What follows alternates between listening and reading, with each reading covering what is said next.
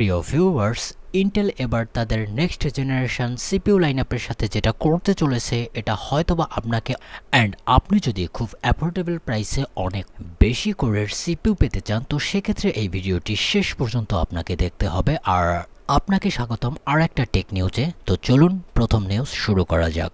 তো প্রথমে কিন্তু শুরু করব আমরা AMD কে দিয়ে, কারণ তাদের একটা এমন এক্সাইটিং সিপিইউ আসতে চলেছে যেটা আসলে অ্যাফোর্ডেবল প্রাইসে আপনাকে ম্যাক্সিমাম পারফরম্যান্স এনে দিতে পারবে। ইয়েস, আমি কথা বলছি AMD Ryzen 7 9700F এর কথা। ইয়েস, এটা ফুল ফ্লেজেড Gen 5 আর্কিটেকচারের সিঙ্গেল সিসিডিতেই হবে, অর্থাৎ 8টা কোর পেয়ে যাচ্ছেন, 16টা থ্রেড, 40 MB ক্যাশ, 65 ওয়াটের টিডিপি।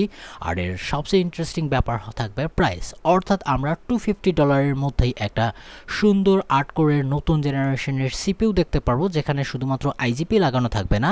অর্থাৎ আপনাদের মধ্যে যারা গ্রাফিক কার্ড লাগিয়ে চালাবেন তাদের জন্য এটা একটা ভালো অপশন হতে পারে, যেটা আসলে ইন্টারেস্টিং একটা বিষয় অনেকের জন্যই হতে পারে। আর বর্তমান সময়ের জন্য আমরা HXL অর্থাৎ আমাদের একজন ফেভারিট লিকার এবং মেগা সাইজ জিপিইউর সাথেই কিন্তু এই আলোচনার বিষয়টি দেখা গেছে, যেটা আসলেই সামনের দিকে আসতে পারে। অর্থাৎ অনেক সিপিইউ দিয়েই কিন্তু ফুলফিল করবে AMD। তবে AMDর আর একটা বিষয় আপনাদেরকে বলে রাখি, AMD 5000 সিরিজের সাথে যেটা করেছে আমার মনে হয় না যে অন্য কোম্পানি এরকমটা করতে পারে। কারণ আমরা যদি 5000 সিরিজ স্পেসিফিক দেখি সিপিইউর ক্ষেত্রে, তো এখানে টোটাল আপ টু 22 থেকে এর বেশি সিপিইউ আসতে পারে বলে আমি মনে করি। আমি কয়েকদিন আগেই গুনেছিলাম। তবে আর একটা নিউজ আসছে যে সামনে আর একটা 6 কোরের Ryzen 5500 X3D সিপিইউ আসতে চলেছে, উইচ ইজ 3D ভিক্যাশের সাথে আসবে। ল্যাটিন আমেরিকায় এটা আসলেও আসতে পারে। তবে আপনি একটা জিনিস চিন্তা করুন, আপনি একটাবার লিস্টটা গুনুন তো কতগুলো সিপিইউ এই 5000 সিরিজে, অর্থাৎ তারা এখনও জীবিত রেখেছে তাদের AM4 প্ল্যাটফর্মকে, অর্থাৎ তাদের ফার্মওয়্যার অ্যান্ড সিজন বেস আর্কিটেকচারের উপর বেস করে এতগুলো সিপিইউ আপনারা লিস্ট দেখতেই পারছেন। এটা 3D ভিক্যাশ হবে, তবে এখানে কোনো প্রকার আইজিপি থাকবে না। তারপরের যে নিউজটি আসছে এটি মূলত RTX 5050 ল্যাপটপকে কেন্দ্র করে, কারণ আমরা যদি তাদের এইবারে 2560 কুডা কোরের 8GB মেমোরির যে জিপিইউটি থাকবে ল্যাপটপের জন্য, সেটা অল অ্যারাউন্ড 19% বেটার পারফরমেন্স করবে তাদের প্রেডিসেসরের কাছ থেকে, উইচ মিন 4050-র চেয়ে। আসলে এটা কতটা ইফেক্টিভ সেটা তো পরেই বোঝা যাবে। তবে হ্যাঁ, তারা একটা জিনিস ক্লেম করছে। তবে আমার একটা অবশ্যই এখানে কনসার্ন থাকবে, তারা যে ডেস্কটপের জন্য যে সকল জিপিইউ নিয়ে আসবে, হ্যাঁ একেই তো আমরা দেখতে পাচ্ছি 8GB VRAM-এর সাথে আসবে, তার আবার GDDR6 আসার অনেক সম্ভাবনা। তার উপরে যদি এরকম কম কোর থাকে, সেটা আসলে পারফরমেন্সের উপর কতটা প্রভাব ফেলবে সেটি দেখার বিষয়। তারপরের যে নিউজটি আসছে সেটি ইন্টেল জিপিইউকে নিয়ে, কারণ ব্যাটেলমেজের G31 জিপিইউর একটা বিষয় দেখা গেছে, অর্থাৎ সাপোর্টের বিষয়, যে এটা PCI Express Gen 7কে সাপোর্ট করবে অ্যাকর্ডিং টু AIDA64 এর রিপোর্ট। তবে এই নিউজের আসল পারপাস কি, আমরা তো Gen 7 অনেক পরে দেখব মাদারবোর্ডে। তো এখানে আরেকটা মজার বিষয় হচ্ছে যে আপকামিং গ্রাফিক কার্ড আসবে ইন্টেলের পক্ষ থেকে, আর্ক B770-র কথা বলছি আমি হাইপোথেটিক্যালি আর কি, যেটা 32xG কোরের হবে। সেটির বিষয়ে অনেক জায়গায় লিক আসছে বা অনেক জায়গা থেকে রুমার আসছে যে খুব শীঘ্রই আসতে পারে, হয়তোবা এই বছরে না আসলেও সামনের বছরের শুরুর দিকে আনতে পারে আর্কের ব্যাটেলমেজ B770। আর এটা আসলেই ম্যাসিভ রকমের পারফরমেন্স করতে পারে। আর আমরা অনেক চ্যানেলেও অলরেডি দেখেছি এটা আসলে কতটা পটেনশিয়াল রাখে এই সিনারিওতে। তো দেখার বিষয় যে ইন্টেল আসলেই সামনে কি করে তাদের এই কারেন্ট জেনারেশন ফ্ল্যাগশিপ জিপিইউর উপরে। বাই দ্য ওয়ে, বর্তমানে একটা স্ক্যামি নিউজ আপনাদের সামনে তুলে ধরি, কারণ RTX 4090 নিয়ে আপনারা অনেক কেউজ দেখেছেন চায়নায়। তো এরই প্রেক্ষিতে অনেকেই অনেক জায়গা থেকে RTX 4090-র মতো ফুল ফ্লেজেড যে জিপিইউটা ছিল অনেক জায়গা থেকে সোর্স করেছিল, যেটার ডাই হওয়ার কথা ছিল AD102 থেকে।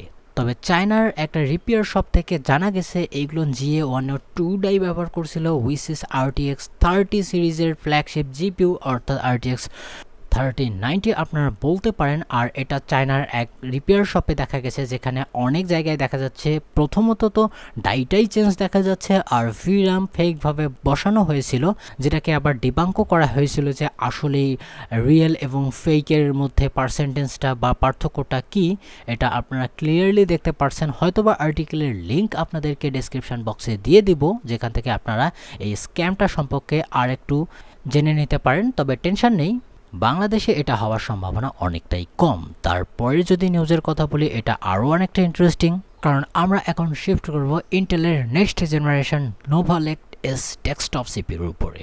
প্রথমত বলি, এখানে কিছু লিক এবং কনফিগারেশন আমাদের সামনে লিক হয়ে আসছে, যেটা অবশ্যই একটা ইন্টারেস্টিং থিং।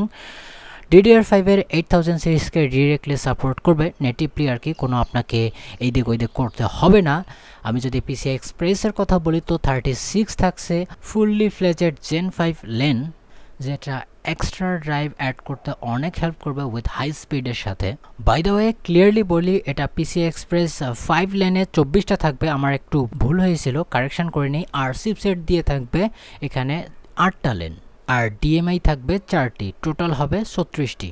তবে আপনারা হয়তোবা এখানে প্রশ্ন করতে পারেন যে এজন্যই কি আমরা এতক্ষণ নিউজে ছিলাম? ওয়েল না, আপনাদেরকে ডিসঅ্যাপয়েন্ট করব না, কারণ ইন্টেল এবার যেটা অফার করছে এটা আসলে মাইন্ড ব্লাস্টিং অনেকের জন্য হতে পারে, বিশেষ করে AMDর জন্য তো হবেই হবে, কারণ এবার আনবিলিভেবল 52 কোরের CPU আসতে পারে কোর আল্ট্রা 9 300 সিরিজের সাথে।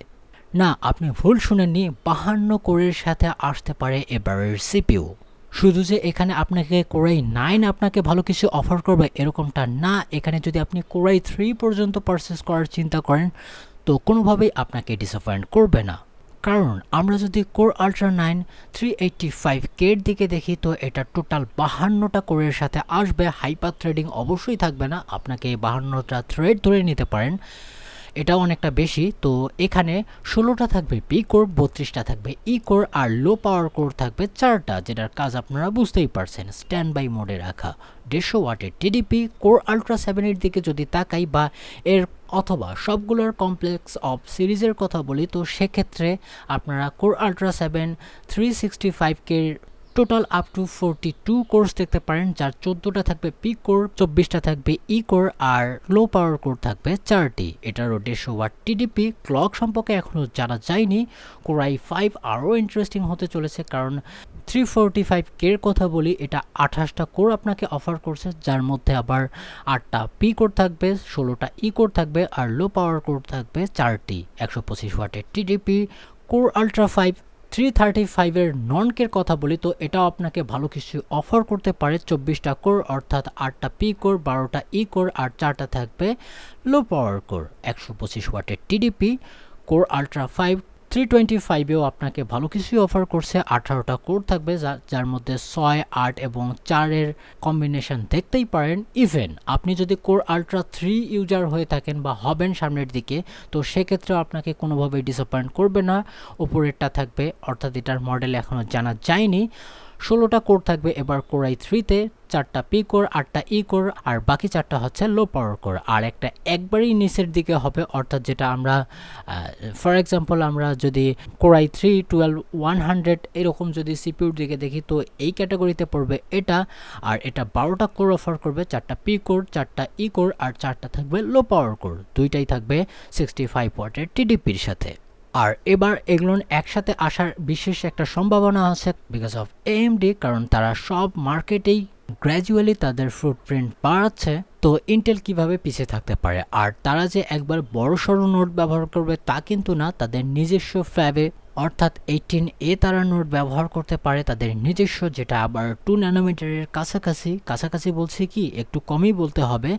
ক্লক সম্পর্কে জানা যায়নি আসলে এগুলো কেমন পারফরমেন্স করে এবং AMDর জন্য কতটা থ্রেটনিং পয়েন্ট রাখতে পারে, এটি আমাদের সামনের নিউজগুলোতেই দেখতে পারবো। আই হোপ আমি আপনাকে ডিসঅ্যাপয়েন্ট করিনি, অর্থাৎ আপনি যদি 15,000 টাকার মধ্যে একটা 16 কোরের CPU পেয়ে যান উইথ লেটেস্ট টেকনোলজির সাথে, আপনাকে অনেক ম্যাসিভলি কাজের ক্ষেত্রে হেল্প করতে পারে। তো সেক্ষেত্রে কেননা আপনি এরকম চিন্তাভাবনা থেকে দূরে থাকবেন। অবশ্যই আপনাকে ভিডিও ভালো লেগেছে, যদি লেগে থাকে অবশ্যই লাইক দিয়ে দিতে পারেন, শেয়ার করতে পারেন আপনাদের বন্ধুদের সাথে যাদের সিপিউর প্রয়োজন।